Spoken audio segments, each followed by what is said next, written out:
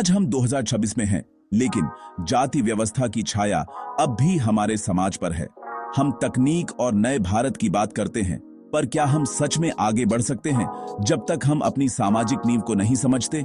जाति व्यवस्था हमारे समाज की सबसे जटिल और लगातार बनी रहने वाली संरचना पर बात करना जरूरी है। चुप्पी इसका हल नहीं है। इसे अक्सर श्रम विभाजन के रूप में सही ठहराया जाता है, लेकिन डॉ. अंबेडकर ने दिखाया कि यह तुलना भ्रामक है। डॉ. अंबेडकर ने कहा, जाति व्यवस्था श्रम का नहीं, श्रमिकों का विभाजन है। ये लोगों को जन्म से ही ऊंच नीच के डिब्बों में बांट देती है। उनकी रचनाएं, खासकर जाति का विनाश, हमें इस फर्क को समझने में मदद करती है। इस वीडियो में हम जानेंगे कि असली श्रम विभाजन क्या है और जाति व्यवस्था उससे कैसे अलग है। हम देखेंगे कि जाति व्यवस्था ने समाज, देश और व्यक्ति को कितना नुकसान पहुंचाया है। हमारा मकसद समझना है, क्योंकि समझना ही बदलाव की पहली सीढ़ी है। तो चलिए इस यात्रा की शुरुआत करते हैं। हम आसान उदाहरणों और साफ तर्कों का इस्तेमाल करेंगे, जैसे डॉ. अंबेडकर ने किया। हम देखेंगे कि कैसे सामाजिक नियंत्रण के लिए बनाई गई एक व्यवस्था ने खुद को आर्थिक संगठन के नाम पर छुपा लिया। आखिर में उम्मीद है कि हम समझ पाएंगे, इन जंजीरों को तोड़ना सिर्फ सामाजिक सुधार नहीं, बल्कि देश की आत्मा और प्रगति के लिए जरूरी है। ये हमारे संविधान के असली वादे को पूरा करने की बात है। हर भारतीय को स्वतंत्रता, समानता और भाईचारे का अधिकार। तो आइए इस जरूरी बातचीत की शुरुआत करें। श्रम विभाजन क्या है? सोचिए, एक घर बनाना है। अगर सब कुछ एक ही इंसान करे तो काम मुश्किल और धीमा होगा, लेकिन अगर कोई नींव डाले, कोई दीवार बनाए, कोई प्लम्बिंग करे, हर कोई अपनी विशेषज्ञता से काम करे, तो काम जल्दी और बेहतर होगा। यही है श्रम विभाजन, काम को बांटना ताकि दक्षता और गुणवत्ता बढ़े। यह सिद्धांत हर जगह है। रेस्टोरेंट में शेफ, वेटर, मैनेजर, सफाई कर्मी, हर कोई अपनी भूमिका निभाता है। सबसे अहम बात, ये भूमिकाएं कौशल, प्रशिक्षण और चुनाव पर आधारित हैं। जो आज वेटर है वो कल शेफ बन सकता है। ये व्यवस्था लचीली है। जैसे जैसे समाज बढ़ता है, विशेषज्ञता और आपसी निर्भरता बढ़ती है। एक स्वस्थ श्रम विभाजन में काम बांटा जाता है, लोग नहीं। हर पेशे का सम्मान है और हर किसी को अपनी पसंद बदलने की आजादी है। यही है असली सशक्त समाज की नींव। अब जाति व्यवस्था को देखें। ये श्रम विभाजन का विकृत रूप है। इसके समर्थक कहते हैं ये बस काम बांटने का तरीका है, लेकिन असल में ये जन्म के आधार पर तय कर देती है कि कौन क्या करेगा। डॉ. अंबेडकर ने कहा, यह तकदीर की जेल है जिसमें इंसान की प्रतिभा या इच्छा का कोई मूल्य नहीं। एक बच्चा जो कलाकार बन सकता था, अगर नीचे माने गए परिवार में जन्मा, तो उसे वही काम करना होगा जो उसके पूर्वज करते आए हैं। ये व्यवस्था न सिर्फ काम बल्कि इंसानी आत्मा को भी बांटती है।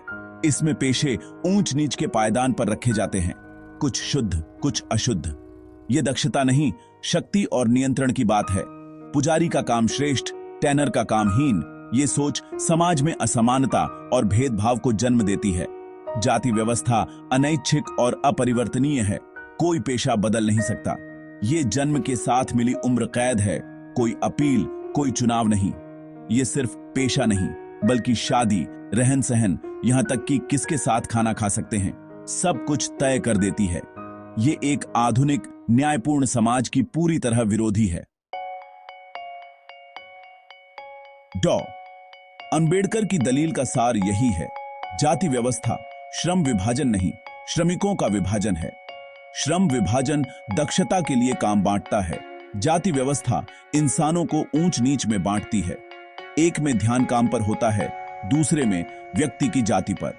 श्रम विभाजन में चुनाव और गतिशीलता है। कोई भी अपनी रुचि से पेशा चुन सकता है। जाति व्यवस्था में चुनाव की कोई जगह नहीं, सब कुछ जन्म से तय। श्रम विभाजन में हर काम का सम्मान है, जाति व्यवस्था में अपमान और भेदभाव। ये व्यवस्था घृणा और असमानता को संस्थागत बनाती है। समाज की एकता और आपसी सम्मान की जड़ों में जहर घोलती है। यही फर्क है एक सशक्त समाज और एक बंटे हुए समाज के बीच। अब देखते हैं ये विभाजन हमारे समाज और देश को कैसे तोड़ता है। जाति व्यवस्था समाज की एकता को तोड़ देती है। ये हमें हजारों अलग अलग डिब्बों में बांट देती है। हम बनाम वो की सोच हर स्तर पर। इससे आपसी अविश्वास, ईर्ष्या और नफरत बढ़ती है। समाज में साझा भावना और राष्ट्रीय एकता कमजोर हो जाती है। डॉ. अंबेडकर ने इसे सोशल एंडोस्मोसिस कहा। विचारों और अनुभवों का मुक्त आदान प्रदान रुक जाता है। जाति व्यवस्था मेलजोल, शादी, यहां तक कि साथ खाने पीने तक सीमित कर देती है। इससे सहानुभूति सिर्फ अपने समूह तक सिमट जाती है। दूसरों के दुख से कोई फर्क नहीं पड़ता। प्रतिभा की कद्र नहीं होती। ऊंची जाति का औसत व्यक्ति निचली जाति के प्रतिभाशाली व्यक्ति से आगे रहता है। इससे समाज में योग्यता और नेतृत्व का नुकसान होता है। नतीजा, हमेशा छुपा हुआ गृहयुद्ध, भाईचारे की कमी और एकता का अभाव। जाति व्यवस्था देश की आर्थिक ताकत को भी कमजोर करती है। ये लोगों को उनकी प्रतिभा के हिसाब से काम चुनने नहीं देती। टैलेंट और पेशा का मेल नहीं होता।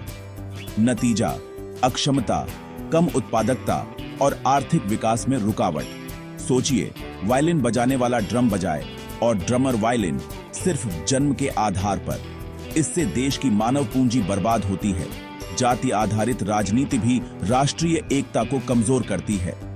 इससे जरूरी नीतियों पर सहमति बनाना मुश्किल हो जाता है। जाति व्यवस्था नवाचार और उद्यमिता को भी रोकती है। कोई ऊपर नहीं जा सकता, कोई नया नहीं कर सकता। ये व्यवस्था ठहराव और घटिया गुणवत्ता को जन्म देती है। भारत को आगे बढ़ने के लिए लचीले, योग्यता आधारित समाज की जरूरत है, जो जाति व्यवस्था के खिलाफ है। जाति व्यवस्था हर दिन व्यक्तिगत स्तर पर भी त्रासदी लाती है। ये इंसान की गरिमा पर हमला है। जन्म से ही किसी को कमतर या श्रेष्ठ मानना। इससे वंचितों में हीनता, शर्म और बेबसी घर कर जाती है। हर बच्चा अपनी प्रतिभा के साथ जन्मता है, लेकिन जाति व्यवस्था उसके सपनों को कुचल देती है। मेहनत और टैलेंट के बावजूद इंसान हमेशा जाति से ही आंका जाता है। इससे मानसिक स्वास्थ्य, आत्मसम्मान और उम्मीद सब खत्म हो जाते हैं। ये इंसानी संभावनाओं की चोरी है। आजादी, पसंद, प्यार सब छीन लिए जाते हैं। ऑनर किलिंग जैसी घटनाएं इसी सोच की चरम परिणति है। जाति व्यवस्था न सिर्फ वंचितों बल्कि विशेषाधिकार प्राप्त लोगों की भी नैतिकता और संवेदना को कुंद कर देती है। लोकतंत्र और जाति व्यवस्था दो दुश्मन एक ही घर में।